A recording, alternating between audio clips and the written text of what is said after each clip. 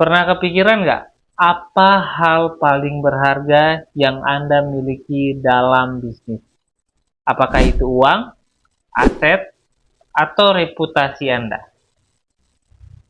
Bagi seorang CEO bernama Harry Ho, jawabannya sudah jelas, yaitu kepercayaan. Tapi, apa jadinya jika kepercayaan itu harus diuji dalam waktu 30 hari dengan satu ketukan pintu yang bisa menghancurkan segalanya? Ini kisah Keeping Instrument. Keeping Instrument adalah produsen detektor asap yang sudah berusia 50 tahun. Perusahaan ini dipimpin oleh Sherry Ho, seorang perempuan yang merintis karir dari asisten administrasi lalu naik menjadi manajer penjualan, hingga akhirnya menjadi CEO 5 tahun lalu. Model bisnisnya sederhana, namun penuh prinsip. Mereka menjual detektor asap ke toko-toko diskon dan toko perkakas lewat 4 manajer penjualan yang rata-rata sudah bekerja lebih dari 10 tahun. Kipling bahkan sengaja tidak menjual produknya di Amazon, semata-mata karena para mitra retail mereka meminta begitu, dan Kipling memilih setia. Reputasi dan loyalitas adalah fondasi bisnis ini, bukan sekedar harga murah, tapi loyalitas saja tidak cukup untuk melawan tekanan pasar global. 20 tahun lalu, Kipling mulai memindahkan sebagian produksinya ke Vietnam dan Polandia demi menekan biaya. Langkah itu memang menunda kematian, tapi tidak benar-benar menghentikannya.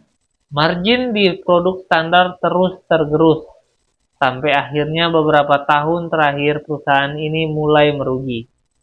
Mereka mulai berutang ke bank. Bank lokal bersedia membantu karena percaya pada Sherry. Tapi belakangan kepercayaan itu mulai menipis. Bank mulai menuntut pembayaran dalam jumlah besar, sementara Kipling sendiri bahkan kesulitan membayar gaji karyawan. Kipling benar-benar kehabisan napas. Lalu datang secercah harapan. 3 bulan lalu, sebuah jejaring retail besar bernama Y2Go memberikan pesanan custom dalam jumlah besar, yaitu detektor asap dengan warna berbeda dan margin yang lebih tinggi dari produk standar. Kalau unit ini bisa segera dikirim dan Y2Go membayar dalam waktu 30 hari, uang itu cukup untuk melunasi bank dan menyelamatkan operasional perusahaan untuk beberapa bulan ke depan. Untuk pertama kalinya dalam waktu yang lama, Sherry merasa bisa bernapas lega, sampai kemudian pintu itu diketuk. Yang masuk adalah Izzy, teknisi internal perusahaan.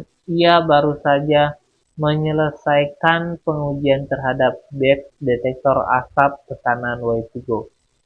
Hasilnya, detektor itu menyala, tapi pada tingkat sensitivitas yang terlalu tinggi untuk bisa disebut aman. Berita buruknya lagi, pabrik di Vietnam yang memproduksi batch tersebut sudah gulung tikar tak lama setelah barang dikirim.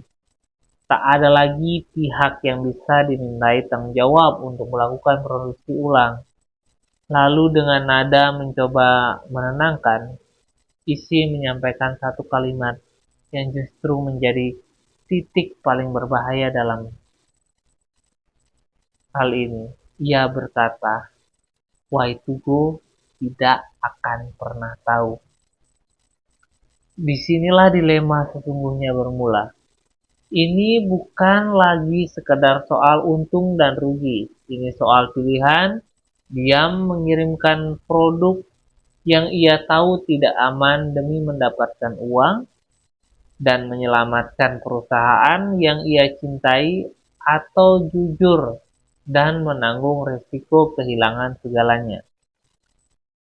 Dalam kerangka pemangku kepentingan, ini bukanlah dilema abu-abu yang rumit. Jika Sherry memilih diam, artinya ia menggunakan uang untuk produk yang berpotensi membahayakan keselamatan orang untuk membayar bank yang selama ini mempercayainya. Namun sekali skandal ini terbongkar, bukan cuma kontrak dengan Y2Go yang hilang. Reputasi 50 tahun yang sudah dibangun, hubungan dengan bank, bahkan tuntutan hukum atas produk cacat, semuanya bisa runtuh dalam sekejap. Keunggulan kompetitif Kipling tidak pernah terletak pada harga murah, melainkan pada kepercayaan. Justru kepercayaan itulah yang satu-satunya alasan mengapa mereka masih bisa bertahan melawan kompetitor murah di luar negeri. Mengorbankan kepercayaan demi kas jangka pendek sama dengan membakar aset paling berharga yang mereka miliki. Bicara jujur memang menyakitkan secara finansial, tapi hanya itulah jalan yang bisa menjaga agar Kipling tetap punya masa depan untuk diperjuangkan. Kalau Sherry memilih jujur, ada beberapa langkah yang harus ia ambil secara bersamaan karena waktu sudah sangat sempit.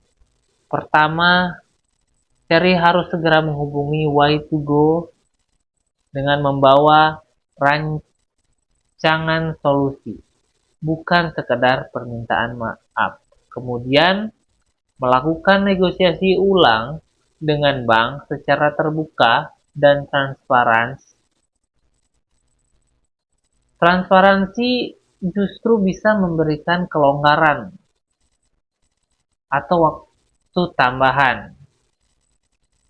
Ketiga, cari jalur produksi ulang darurat, mungkin dari pemasok di Polandia, sembari mengaudit semua batch yang ada untuk memastikan tidak ada produk bermasalah lain yang beredar. Nah, di luar krisis ini, kasus Kipling menyimpan pelajaran besar tentang masa depan bisnis yang tergantung pada rantai pasok global. Sherry sendiri mulai memikirkan 3 hal. Pertama, membawa kembali sebagian produksi ke dalam negeri agar tidak terus bergantung pada pemasok yang rapuh. Kemudian memperluas lini produk dengan keahlian yang sudah dimiliki, dan akhirnya mulai serius membangun strategi digital langsung ke konsumen. Karena krisis bukan cuma soal menyelamatkan hari ini, tapi juga membangun ulang fondasi untuk hari esok. Bisnis yang hanya mengandalkan biaya murah dari luar akan terlalu rapuh terhadap hal-hal yang tidak bisa ia kendalikan sendiri.